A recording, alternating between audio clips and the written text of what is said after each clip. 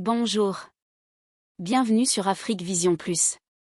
Nigeria, inflation record et effondrement du naira. Avant de commencer, merci de vous abonner et d'activer la cloche de notification afin de ne rien manquer des prochaines vidéos.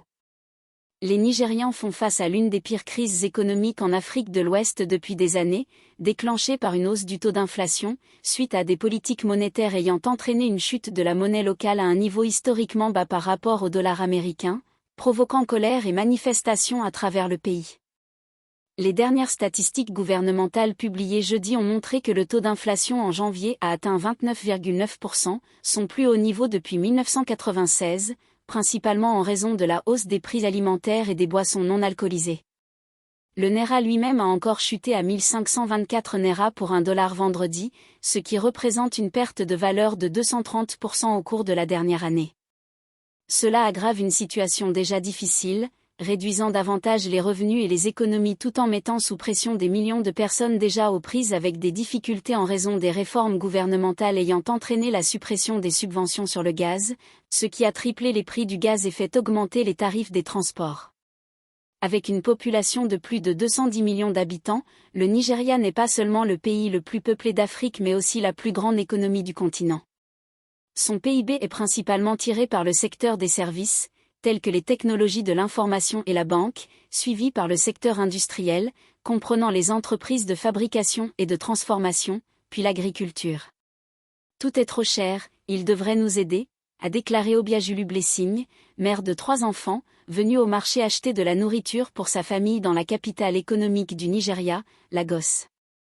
Le défi est que l'économie est loin d'être suffisante pour la population en plein essor du Nigeria, s'appuyant fortement sur les importations pour répondre aux besoins quotidiens de ses citoyens, des voitures aux ustensiles de cuisine. Par conséquent, elle est facilement affectée par des chocs externes tels que le marché parallèle d'échange, qui détermine le prix des biens et services. L'économie elle-même dépend fortement du pétrole brut, donc lorsque les prix du pétrole ont chuté en 2014, les autorités ont continué à utiliser les réserves de change pour stabiliser le naira malgré plusieurs taux de change. Le pays a continué à subventionner le carburant en utilisant les précieuses réserves de change tout en fermant les frontières pour favoriser l'autosuffisance et en limitant l'accès au dollar sur le marché officiel pour les importateurs de certains articles. En conséquence, les prix alimentaires ont augmenté alors qu'un marché parallèle pour le dollar américain prospérait.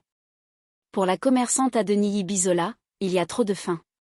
Pour certains, quand ils mangent le matin, ils ne mangent qu'à la nuit tombée, tandis que d'autres n'ont même pas accès à la nourriture, a-t-elle déclaré.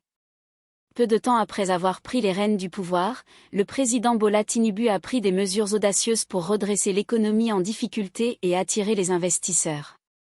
Il a annoncé la fin des coûteuses subventions sur le gaz, que le gouvernement a jugé non plus viables, tandis que les multiples taux de change du pays ont été unifiés pour permettre aux forces du marché de déterminer le taux de change du naira local par rapport au dollar, ce qui a dévalué la monnaie. Cependant, les analystes disent qu'il n'y avait pas de mesures adéquates pour fournir des alternatives aux citoyens et que le gouvernement ne semble pas savoir quoi faire. C'est assez malheureux parce que d'une manière ou d'une autre, on a l'impression que le gouvernement n'a pas été capable de le maîtriser, et cela a augmenté, et ça continue d'augmenter en ce moment, déclare le consultant en stratégie Dipo Wayewol. Le président Tinubu lui-même a ordonné la libération de produits alimentaires tels que des céréales des réserves gouvernementales, entre autres palliatifs, pour aider à atténuer les effets des difficultés économiques. Le gouvernement a également déclaré qu'il prévoyait de mettre en place un conseil des produits de base pour aider à réguler la flambée des prix des biens et services.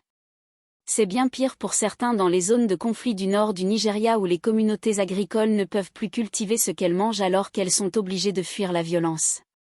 Des poches de manifestations ont éclaté ces dernières semaines, mais les forces de sécurité ont été rapides à les réprimer, faisant même des arrestations dans certains cas. Dans le hub économique de Lagos et dans d'autres grandes villes, il y a moins de voitures et plus de piétons dans les rues alors que les navetteurs sont contraints de marcher pour se rendre au travail. Merci d'avoir suivi cette vidéo jusqu'à la fin, aimez et partagez afin d'augmenter la diffusion. Merci de vous abonner et d'activer la cloche de notification afin de ne rien manquer des prochaines vidéos. Pour plus d'informations, visitez notre site afriquevisionplus.com.